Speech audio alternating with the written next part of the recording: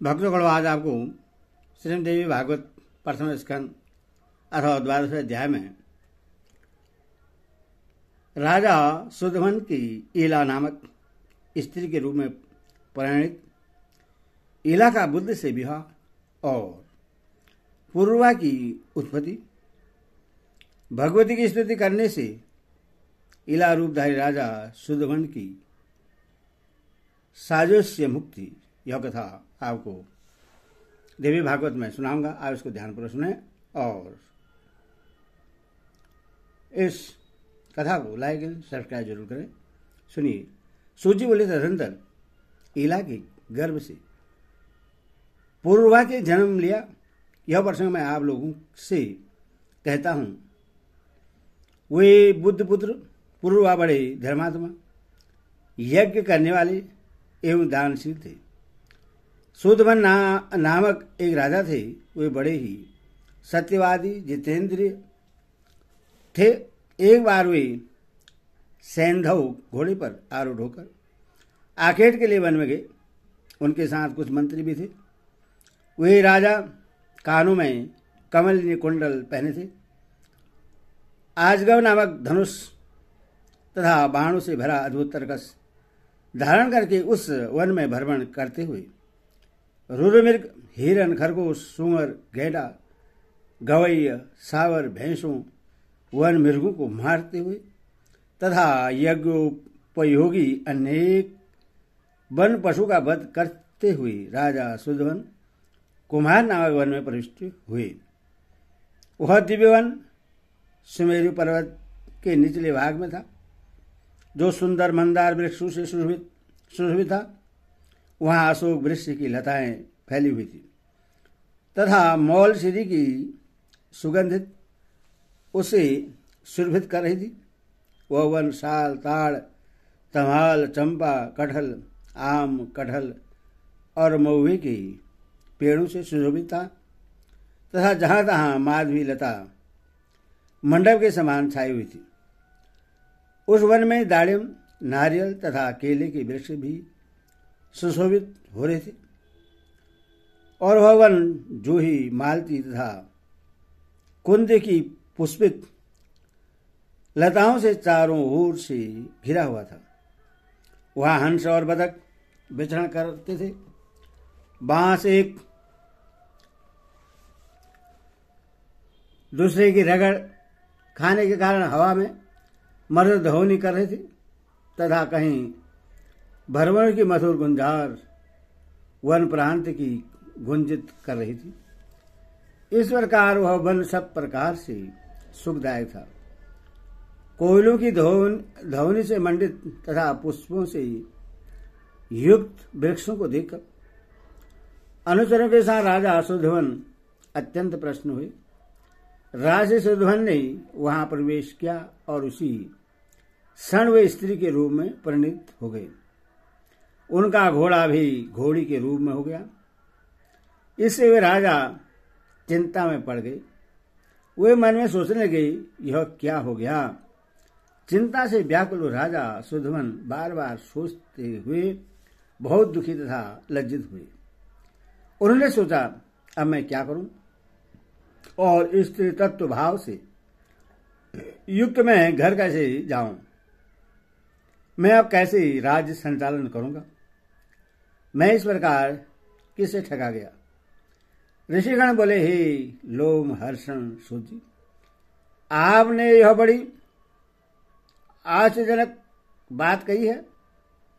देवता के समान तेज राजा सुधमन स्त्री तत्व को प्राप्त हो गए। इसका क्या कारण है, उससे बतलाइए। उस रमणीय वन में राजा ने कौन सा कार्य किया था। हे सुवर्त, आप विस्तार पूर्वक हमें बताइए।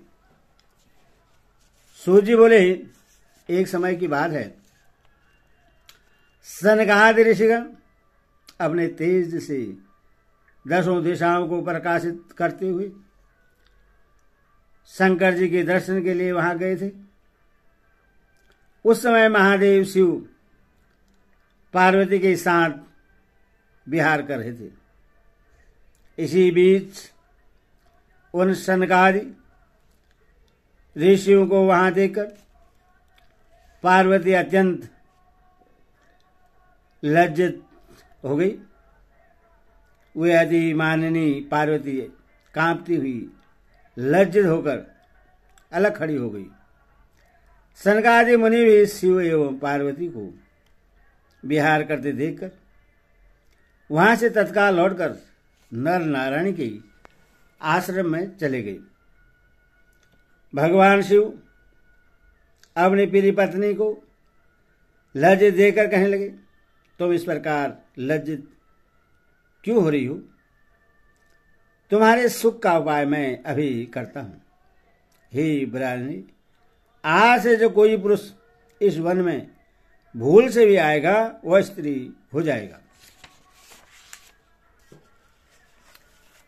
उन शिवजी ने वन को ऐसा सांप दे दिया है। इससे जो लोग जानते हैं वे उस दोषपूर्ण वन का पूर्णतः परित्याग कर देते हैं। वे शुद्ध वन भी अज्ञानवश सचिव के साथ उस वन में चले गए, जिससे वे अपने सचिव आदि सहित स्त्री हो गए। इसमें शंका का कोई कारण नहीं है। चिंताकुल होने के कारण राजा सुधमन लज्जावश घर ने गए और उस वन प्रदेश से बाहर इधर उधर घूमने लगे। स्त्री तत्व प्राप्त होने पर उन महात्मा का नाम ईला पड़ गया। इस प्रकार स्त्री रूप में घूमते हुए एक दिन चंद्रमा के युवा पुत्र बुद्ध से ही उनकी भेंट हो गई। अनेक स्त्रियों के साथ भ्रमण करती हुई उस हाव भावमयी युवती रमणी को देखकर चंद्रमा के पुत्र भगवान बुद्ध उस पर मोहित हो गए। वह रमणी ही उन चंद्रपुत्र बुद्ध को अपना पति बनाने के लिए आकुल हो उठी। इस प्रकार परस्पर अनुराग के कारण कुछ दिनों में उन दोनों का सहयोग हो गया। उस चंद्रमा पुत्र बुद्ध ने इला के गर्भ से पुरुरवा नामक श्रेष्ठ चक्रवर्ती पुत्र को उत्पन्न किया। पुत्र को जन्म देकर वह इला वन में ही रहने लगी तथा चिंतातुर हो उसने अपने कुलाचार्य मुनिश्रेष्ठ वशिष्ठ का स्मरण किया। इला के स्मरण करते ही वशिष्ठ जी वहां आए।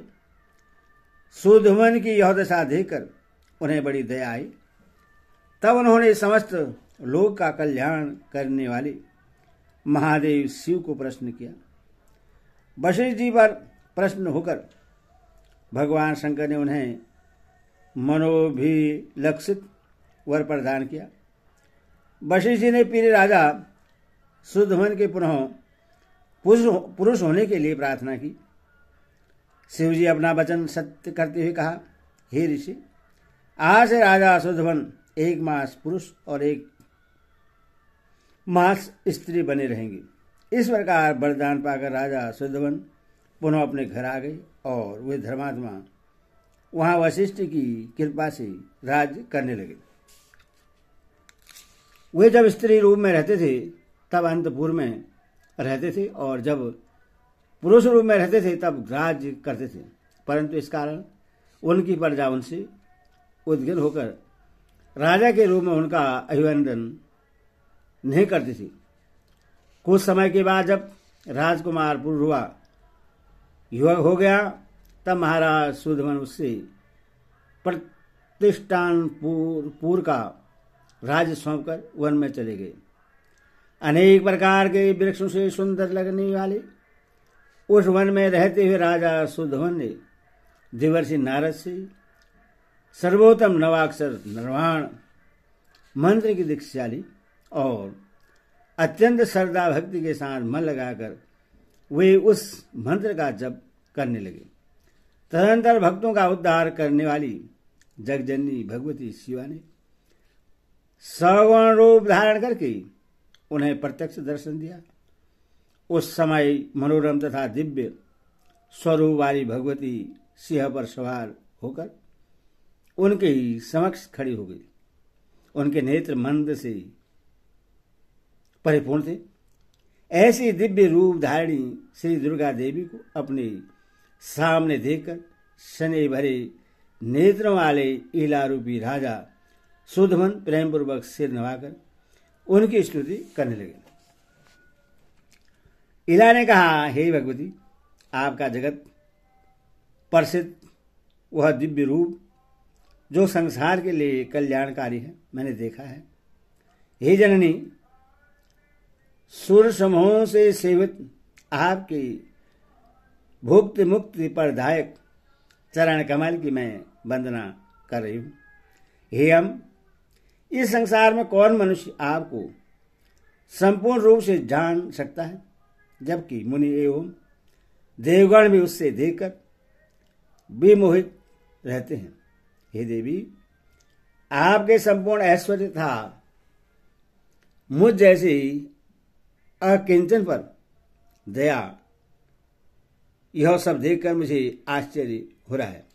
हे माता, जब शिव, विष्णु, ब्रह्मा, इंद्र, सूर्य, कुबेर, अग्नि, वरुण, वायु, चंद्रमा और अष्टवसु भी आपके प्रभाव को नहीं जानते हैं, तब भला गुण रहित मनुष्य आपके गुणों को कैसे जान सकता है।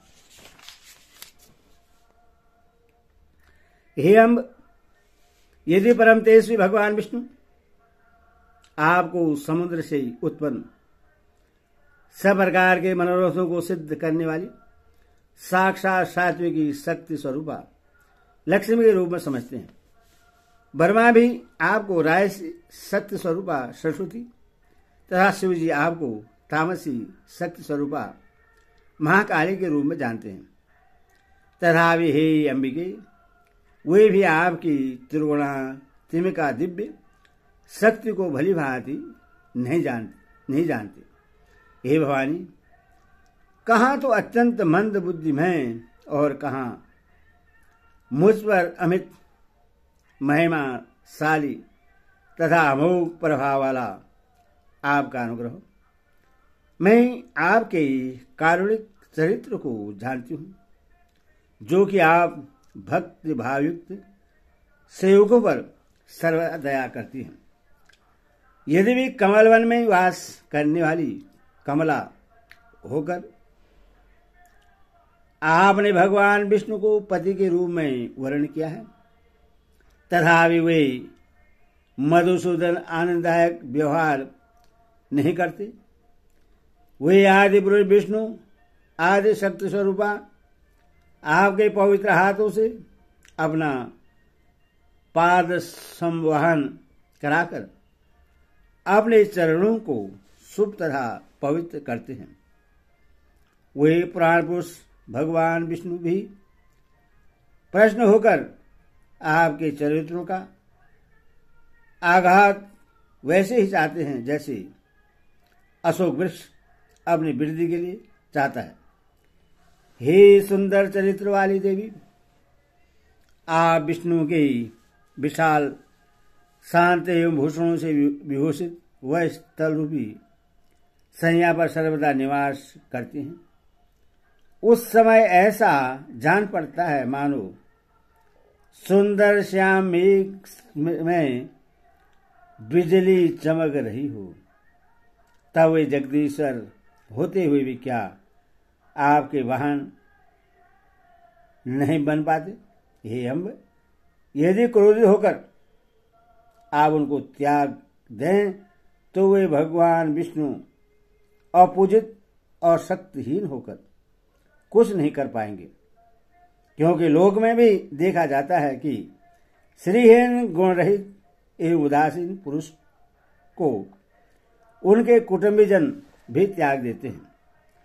क्या ब्रह्मादि देवगण भी किसी समय युवती रूप में नहीं थे, जो दिन रात आपके चरण कमलों का ही आश्रय रखते हैं। मैं तो मानती हूं कि आपने ही उन्हें पुरुष तत्व प्रदान किया था। अतो ही अनंत पराक्रमशालिनी, मैं आपकी शक्ति का क्या वर्णन कर सकती हूँ।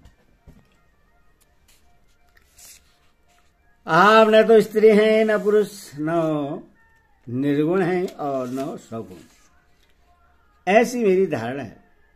अतः आप जैसी भी हो, उन आपको मैं भक्तिपूर्वक बार बार प्रणाम करती हूँ। आप माता से मैं यही प्रार्थना करती हूँ कि आप में मेरी अचल भक्ति बनी रहे। सूर्य बोलेश्वर का स्तुति करके राजा सुधमन उनके शरणागत हुए और भगवती ने भी अत्यंत संतुष्ट होकर उन्हें अपनी साजुष्य मुक्ति प्रदान की। तब उन देवी की कृपा से सुधमन ने मुनियों के लिए भी अति दुर्लभ शाश्वत परम पद प्राप्त किया। इति श्रीमद्देवी भागवत महापुराणे षष्ठः दशसहस्रां सहितानां प्रथम स्कंदे सुधम स्तुति नाम द्वादशोऽध्यायो। माता की जय।